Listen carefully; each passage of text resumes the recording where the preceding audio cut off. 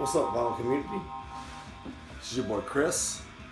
As most of you guys know me that have followed me over from Instagram know me as at Tunes from the Man Cave on Instagram. On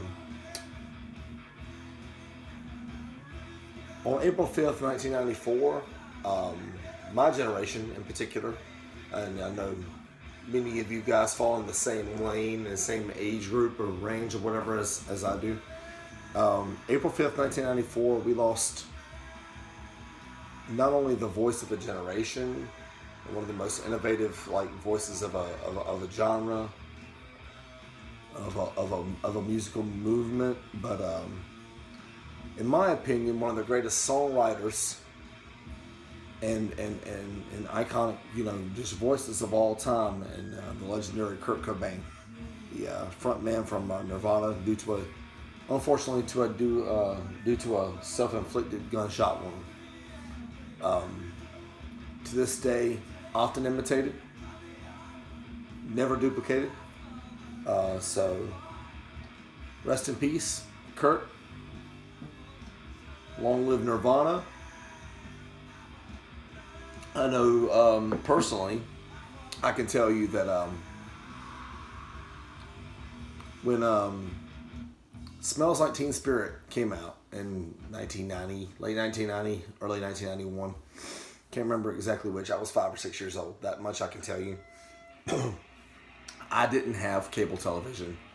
My family wasn't fortunate enough to have cable television, but every so often I would find myself over at a friend's house that had cable television, and I can remember seeing Smells Like Teen Spirit, the video, on MTV at one of my friend's house. To this day I can't remember, because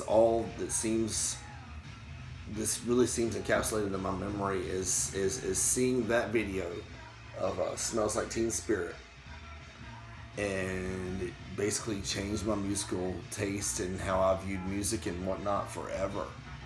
Because up to this point, I'd heard what my parents didn't want me to hear. I'd heard classic rock and along the lines of the Eagles and the Wings and Journey and Michael Jackson and Prince. And that's what I'd heard.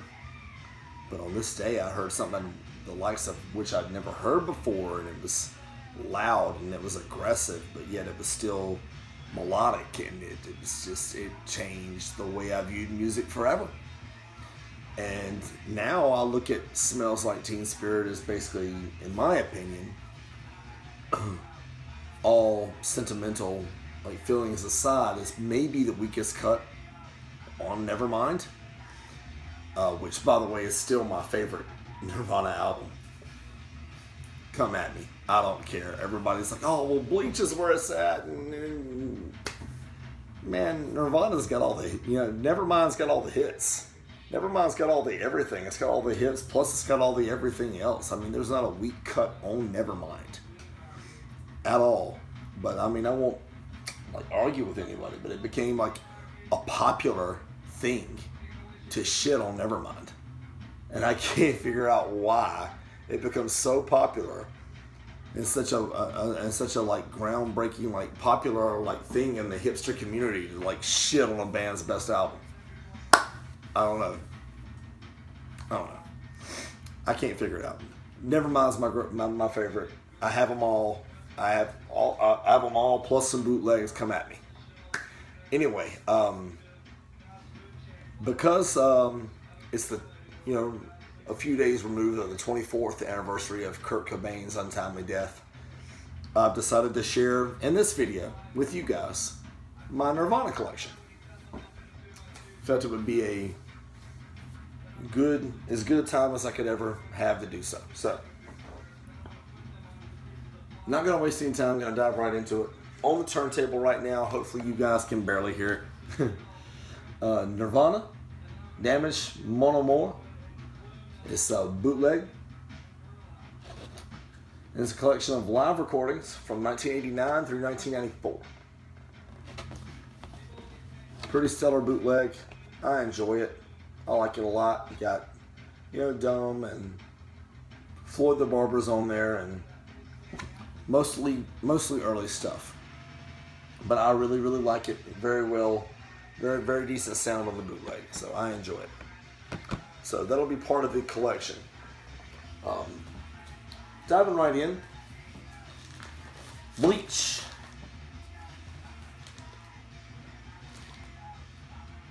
It is a 20th anniversary edition, 2 LP set of their monumental debut album. I do not have an original pressing, unfortunately, but this one sounds great.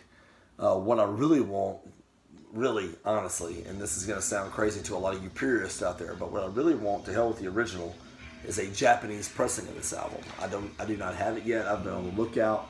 I've had several opportunities snatched from out from underneath me, but that's what I really want. But this is a great pressing, honestly, for you guys. Any of you guys who do not have it, the 20th anniversary pressing with bonus live LP is a really great place to start, to be completely honest with you. It's a great one. Next one in my stack, I'm not gonna lie to you guys, a lot of these aren't in order. Nevermind. Again, my favorite. Come at me. I mean, I will argue with anybody. 4 LP box set, 20th anniversary. The original album, the first LP, is not where it's at on this collection. The mastering is not that great. I've definitely heard far superior pressings of the Nevermind LP itself. Where it's at is the other 3 LPs. You got the Smart Studio Sessions on LP2. You got B-Sides on LP2 with BBC Sessions. You got the Smart Studio Sessions on LP3. Boombox Rehearsals also on LP3 and 4. More BBC Sessions. I mean, the extras are where it is, or where it's at on this set. And it's worth it for that alone. To hell with the original LP. That can be had for better in terms of sound quality, but in terms of like all the extras, man, this is a great collection. And it's absolutely worth what it is it goes for these days, just for the extras. Honestly, just ignore the original LP. Unless you just don't have it at all, then of course this okay, it'll do you, but the original LP is not where it's at. When I want to listen to the original LP, I'll listen to the following. It's my Nevermind 200 gram Japanese pressing. I think it's from 2007. I think. I could be wrong. I've been wrong before, once or twice. But it's phenomenal. And it's the best pressing I've ever heard of Nevermind ever, and it's always the one I listen to when I just want to hear Nevermind, the LP itself, and not all the extras and whatnot in which the 4 LP box set contains. But this is where I go when I just want to hear Nevermind. It's phenomenal. I still holding out, crossing my fingers. You guys cross your fingers for me for that MoFi of Nevermind. Man, I've never been able to find it for anything decent. Eventually, I'm just going to have to splurge and just go all out for it. But until then, this is going to absolutely do me.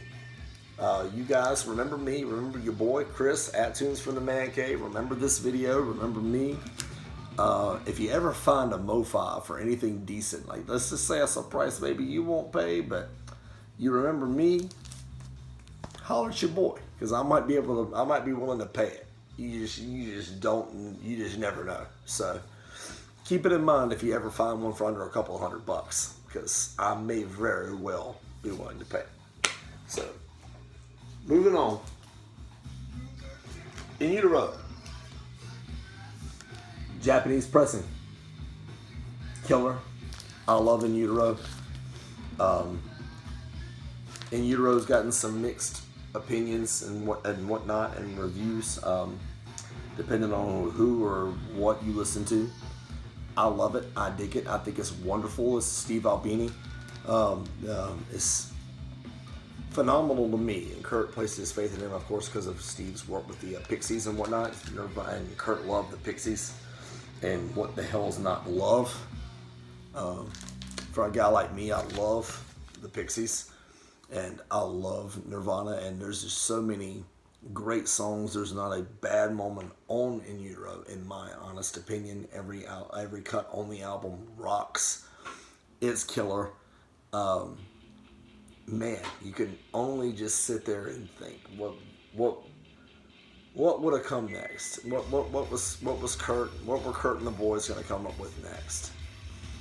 And I often think that it's, man, was it going to be something like more punk or more metal or completely less alternative altogether? Were they going to go back to just trying to make radio hits? I have a hard time believing that last part. But I'm going to be honest, I really thoroughly and truly believe, despite what many think, I honestly believe they never tried to make radio hits in the first place. They made Nevermind, and it was so melodic and so wonderful and so awesome and so different that as a result, it just put out radio hits. But I don't think Kurt ever sat down thinking, I'm going to write a hit. I want 5 hits on this album. I don't think he ever thought that. So I don't think Kurt Cobain ever sat down trying to write a hit. So, yeah, there's that. But In Utero, great album.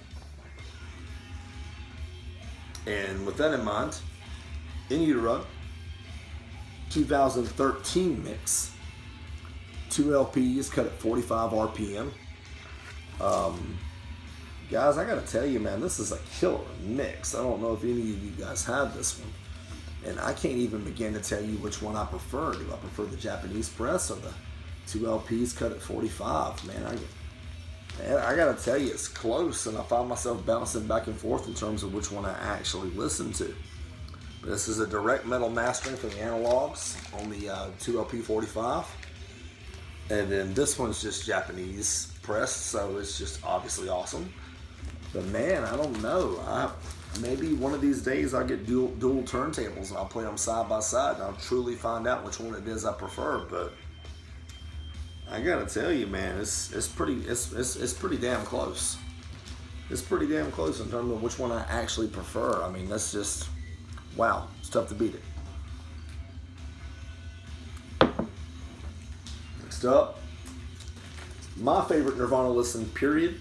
Japanese pressing of Nirvana Unplugged in New York. My favorite Sunday morning with a cup of coffee listen. My favorite rainy day listen. And I'm talking about for Nirvana now. I'm talking about for any album, period. If it's raining on a Sunday morning early, and I'm fortunate enough to have some time to listen to some tunes, I can't think of another album I'd rather put on with a good cup of coffee than the legendary Unplugged in New York. Everything on it's stellar in my opinion. Everything. It's one of my favorite albums and favorite listens, period. I absolutely love Unplugged. Such a phenomenal record. So, Incesticide, 45 RPM, audiophile edition, 200 gram, 2 LP.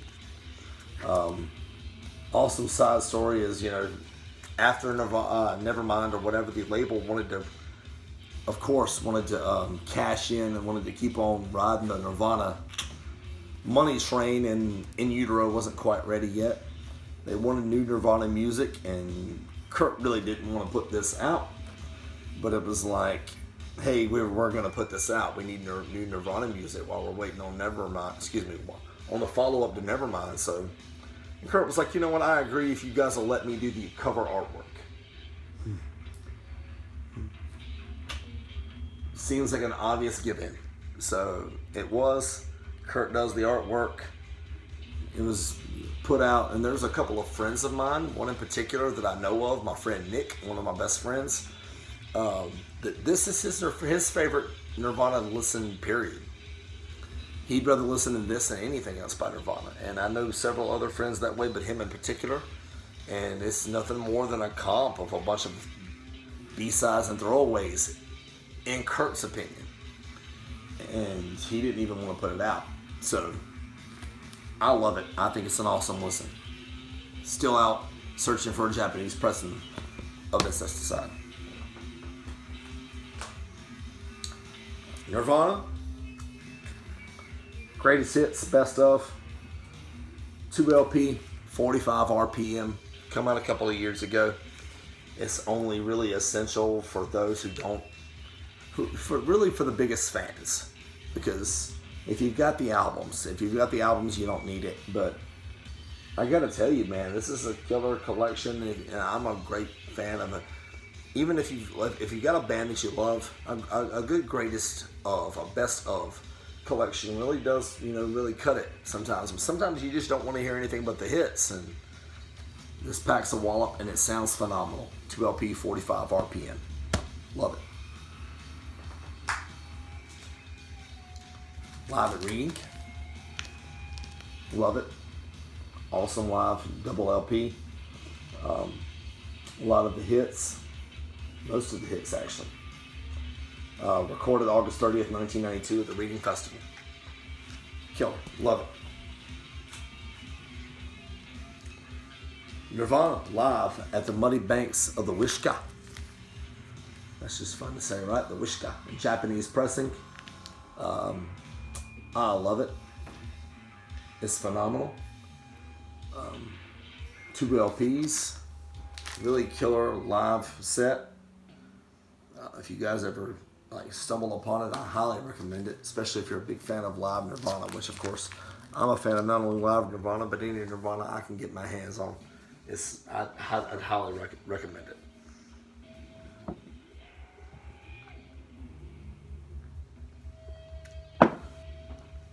Nirvana live in Buenos Aires, 1992. 2 LP set. Pretty sure this is an unofficial release. I don't think this is actually an official release at all. It's hard to tell. The packaging is very well put together. Sleeves nice and sturdy. So it has all the familiar feelings of an official release, but I don't know if it actually is. But it sounds great. It's a great set. Highly recommend it if you ever come across it.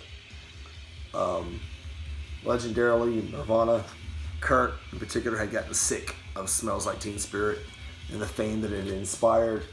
And in this set and several other sets that I've actually heard, it actually teased as if they were going to play it to drive the crowd crazy, and then yeah, screw you guys, we're going to play, in this case, Breed. And I got to tell you, that's punk rock if I've never heard what punk rock is, even though I know, for you punk rock purists, I know Nirvana's not punk rock, but that is a punk rock move. If I never heard of one, and Kurt was a punk rock fan, so yes. Nirvana feels like the first time. Live set, 2 LPs. MTV Live and Loud 93. MTV Live and Loud 93 on both sides of the first LP. Triple J broadcast 1992 on sides C and D. Saturday Night Live extras of 92 and 93. It's got a little bit of everything, and if I'm not mistaken, I think it's a couple of blue LPs. Been a while since I've thrown it on. Very well put together bootleg, I must add. Yes, blue LPs, 2 blue LPs. Cool set. Again, the sleeve and whatnot is very well put together. Usually the exact opposite of what you'd expect from a bootleg. You expect something flimsier, a little lazier, but that feels very much like an official release. And it's a pretty awesome set, especially if you're into live Nirvana, and why the hell would you not be? Especially if you're around about my age. We are the Nirvana generation, if you will. A legendary band like Nirvana is obviously timeless, but man, I gotta tell you, we are in that lane. So, killer. Grab it if you ever get a chance. Nirvana live at the Pier 48, Seattle, 1993. Live performance bootleg. Got radio-friendly unit shifter, Drain You, Breed, Serve the Servant, Rape Me, Heart-Shaped Box, Penny Royalty, Sinless Apprentice, Lithium, Guitar Demolition. Really Really, really, really solid live recording. I dig it. I've played it a couple of times. Highly recommended, especially, I mean, you don't pay. It's kind of at the stage right now where most of these you really just don't pay that much for, guys. So it's not like, like a lot of these rare like say Led Zeppelin bootlegs where you pay $100 for. You don't pay that for these. So if you're a Nirvana fan, man, get out there and get these before it's too late. Nirvana, almost everything. The BBC sessions. Killer, and it's exactly what it says it is. This BBC sessions of Polly, Spank Through, Turn Around, Here I Am, Molly's Lips, Pretty Scary, Drain You, Love Buzz, About a Girl, Dementia 7, Meltdown, and Dumb. And it's an Italian bootleg. Stellar. I really, really enjoy it. Heard it a couple of times. I really like it. Excuse me for 1 second, guys. No Dead Wax. And Chris is at Tunes for the Man Cave. Be right back.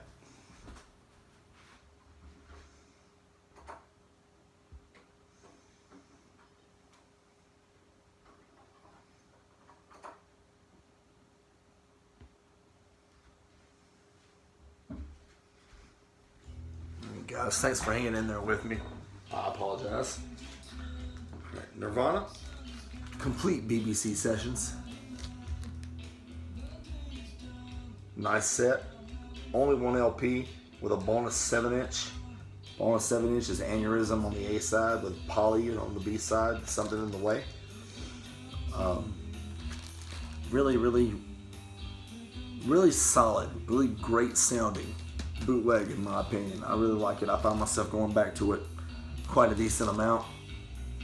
I really enjoy it. Nirvana, complete BBC sessions.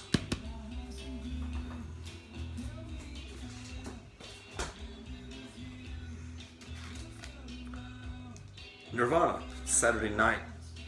Saturday Night Not So Live is the name of the compilation. It's the name of the collection.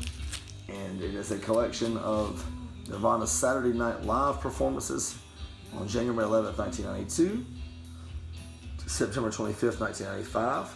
And then to fill out the set, you have MTV Awards performance of Lithium on 1991. And to fill out side 2, some withdrawn like remixes or whatnot of Penny Royalty, In His Hands, My Sharona.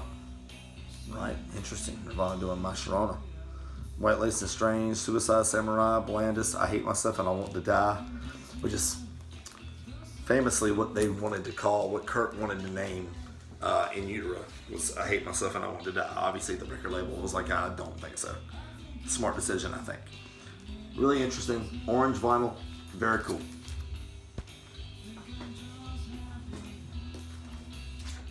Nirvana, California Live, 1991. Very cool. Drain You, Aneurysm, School, Floyd the Barber, Smells Like Teen Spirit, About a Girl, Breed, Come As You Are, Lithium, Territorial Pissings. Very cool. All of these, I mean, really, guys, if you're a Nirvana fan, I mean, and you aspire to to collect the bootlegs, get out there and get them now while they're reasonable, because $20 to $25 for a bootleg of a band that you love is, oh my God, crazy reasonable. Usually, like if you were to find out about a Led Zeppelin bootleg on eBay or whatnot, you'd think, what the hell is wrong with it? But no, I mean, you could totally get these at a record store in flawless condition. So get on it now if you're a Nirvana fan. Because, I mean, man, they're easy to acquire. I'm acquiring more all the time. My Nirvana collection grows every few months. Last piece, obviously, that I want to share with you guys is Kurt Cobain's Montage of Heck, the home recordings, 2 LPs. Just basically, not anything that Kurt ever intended for release. A cover of And I Love Her's on here, which I love, actually. I feel like he could have really made a serious release of that, but most of this is very sloppy. Not commercial at all. Not ever intended for commercial release. But if you're a Nirvana fan, like I am, it's a great documentary, Montage of Heck is. And it's something cool to have for Nirvana purists or whatnot. But there it goes. Guys, there's my Nirvana collection on LP. I highly recommend every single release that I showed you if you guys do not have them. Keeping this video under 30 minutes. I'm getting better and better at that. But highly recommend all of these, guys. Rest in peace to Kurt Cobain. 24 years, as of a couple of days ago. Also, the great Lane Staley, lead singer of Alice in Chains, who also died on the same date. I can't remember how many years ago, but it was not nearly as long ago. But R.I.P. Kurt, R.I.P. Lane. Thank you for the grunge. Thank you for the hits. Nirvana, forever. One of my favorite bands. Thank you so much. I love you guys. And until next video, thank you very much. Keep dropping that needle, you guys. I love you all. Peace.